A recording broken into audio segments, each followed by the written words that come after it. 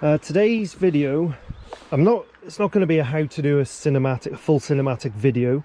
I'm just going to kind of run through what I do and how to get a good cinematic shot, sort of from the kit, the planning, location. I might as well just show you a bit of what I've got here. So, kit-wise, I'm going to use the Axis Avata mainly because there's a few trees about. Obviously I'm flying close to a train as well, and the safety features of the Avata just do it for me. That's why I like the Avata. That's why I want it for. I've got the Cinebot 30 with me as well, just as a backup really. If anything happens to the Avata, I've got another whoop that's more than capable of the job. But today I'm going to use the Avata. This bit's a bit boring, isn't it? Me just putting shoes on. Oh, I'll come back in a minute. I'm not going to film myself walking down the road because I've got the camera stuck to my chest and everyone's going to think I'm an actual train spotter, so I'll just catch up with you when I get off the road. I'm off the road now. I don't know if you can see the train tracks down there.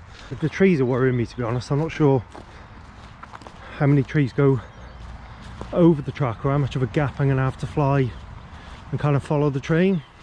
Ideally you want a nice location. I mean, that's kind of a given really, but if you can get a subject, so either a person, a bike, a car, a train, a plane, no, just joking, not a plane, not unless it's a radio control one, obviously. Just have a dry run, have a bit of a practice to see, you know, make sure I can get around the trees, and I'm going to get a good shot really. So I'll get my stuff out and I'll come right back to you. Everything I do until the final edit, I'm going to show you the goggle footage so you can see what I see whilst I'm doing the practice run and I'm going to actually follow the train. Then I'll put the final cinematic edit at the end, with obviously some cinematic music on just for the effect on that. So, joys of living in the UK and then coming to Wales. I was hoping the rain was going to hold off and now it's spitting. Good one. We're going for a dry run now. I say dry run, it's spitting again, so I'm gonna have to be quick here. Let's just see. Oh, I think I might still be in 30 frames per second mode here. Oh, it's raining. I'm gonna have to come back in. Give me a break. Okay, it's still spitting a little bit. Let's just give it a go. This is why I like the Avata, because I can slowly fly with all the assistance on and just see where the megabits are good. I mean, that's a nice clean shot, that is. Oh, I'm down to 33 meg there though. Okay, let's just turn around. Just go in sport mode. Oh, I'm not going to be that low. Where I'm sitting isn't really helping, to be honest. I might have to move up the hill a bit. But it gets quite a few trees here. This is why I like N mode and sport mode. Back to N mode. I'm in manual mode. It's a bit high there. Let's try 23 degrees. Right, so let's just come down and see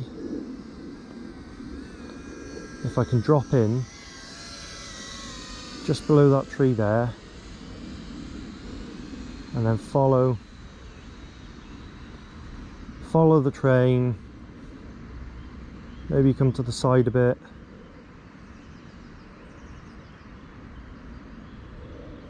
through the gap. Signal's suffering a bit, I don't know why. I suppose if the train's coming I could do that.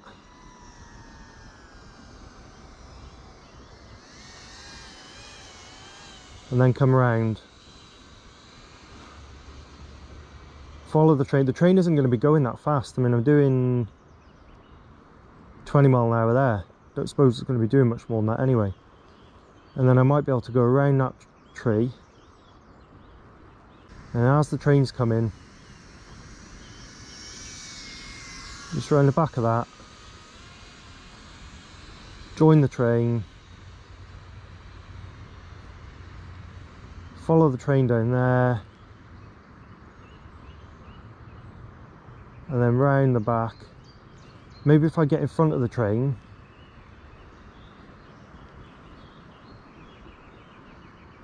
No, I can't come back through those trees. And another part of obviously getting the best cinematic shot is timing. Now, I don't want to turn everything on too early because I don't want to waste too much battery while it's sitting there.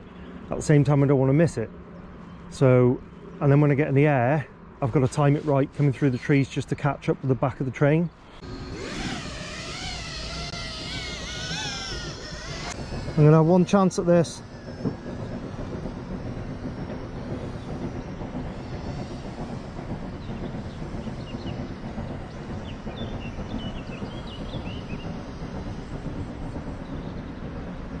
I come here, I can see it coming.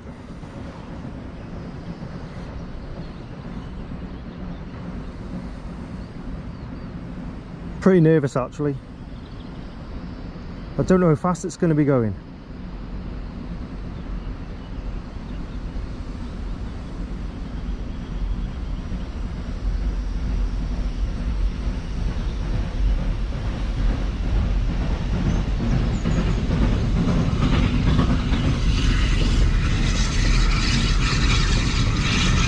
Okay, here we go.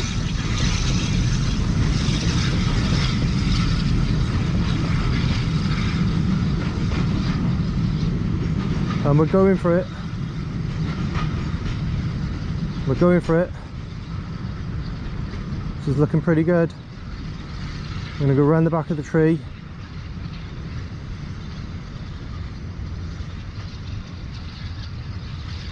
And then back through.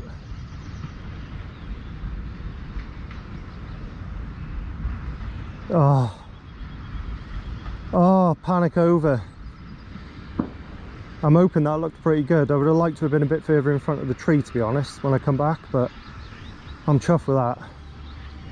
That was one chance to get it right. Oh! Yep, cheers now. Let's just slam this. It was pretty cool coming underneath the steam. I'd have liked to have got in front of the train a bit more, just so I could kind of come back across it as it was coming through the trees, but for having one chance, I'm pretty happy with that, to be honest. So that's it. Obviously you've seen the kit I used, that I practiced, I planned because I knew roughly what time the train was coming through. Probably could have done with a slight bit more of an uptail. I was at 23 degrees on the camera. I could have done with probably about 26, 27 I think, but on the whole I'm pretty chuffed with that. So the next clip you'll see will be the final edit. So although you can't fly in 4K 30, it just does, you can't do it. So I fly in 4K 60 and I will I'll export the video in 4K 30. I'll obviously do some color management, contrast, exposure, all that, add the music and some sound effects of the train, and yeah, hope you like the final edit, and I'll see you on the next one.